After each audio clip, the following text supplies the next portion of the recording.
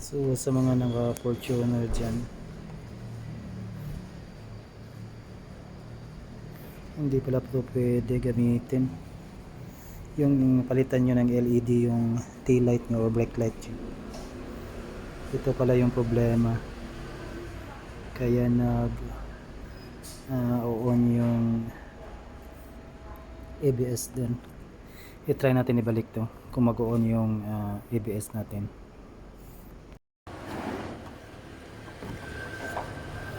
So ayan, ibalik natin yung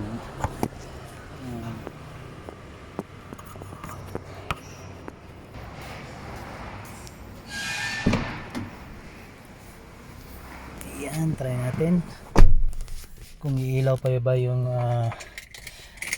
nagpalit na tayo ng LED kasi kanina tinry natin yung bulb, binalik natin yung stock bulb, tinry kong i-on yung engine at saka nag headlight ako, walang umilaw na ABS. Ngayon tinry kong ibalik yung LED kung iilaw yung ABS, so para malaman natin kung yun ba talaga yung problema. So yun,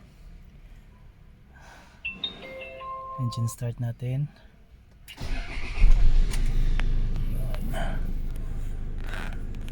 Kung iilaw tong ABS ngayon kapag nag headlight tayo, yun yung problema, yung LED talaga.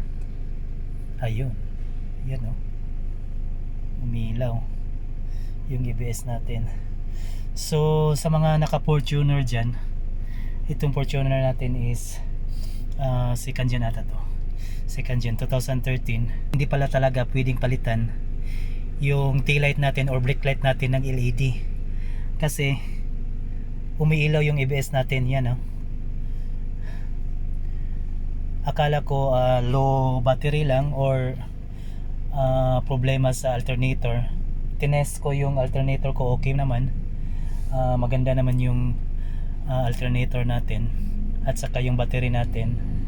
So nagpalit na din ako ng brake light, anong tawag nun, brake switch. Yun, nagpalit tayo ng brake switch. Akala natin yun yung problema kaya umilaw yung ABS natin. Yun yung pinalitan natin. Andito pa yung piyesa. Ayan o, dito pa yung piyesa na pinalit natin sa ilalim ng brake switch. Akala ko sira. Ayan, kaya umilaw yung ABS natin. Yun pala yung LED. Hindi pwedeng LED or LED lights yung ipalit natin sa brake light natin kasi ilaw yung ABS natin.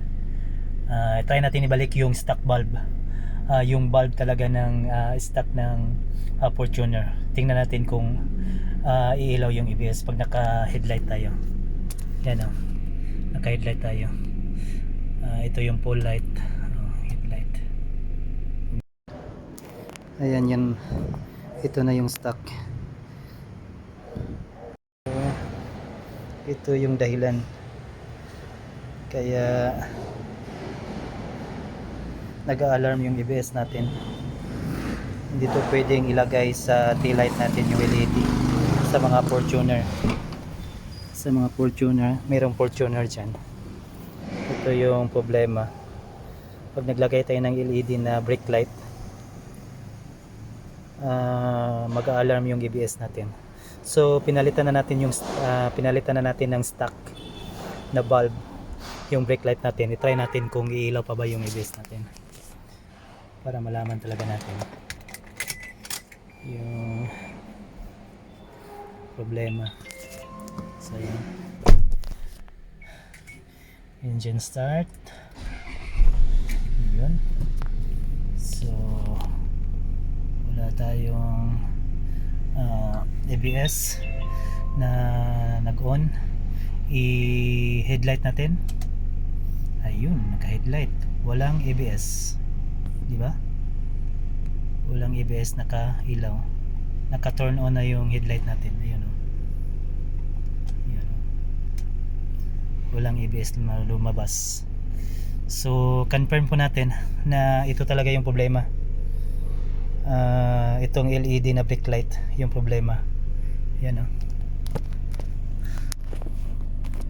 Makikita natin wala talaga, walang ABS na naka on. Yan, kanina nag-on yung alarm na ABS. So ito yung problema natin. Sa mga naka Fortuner dyan,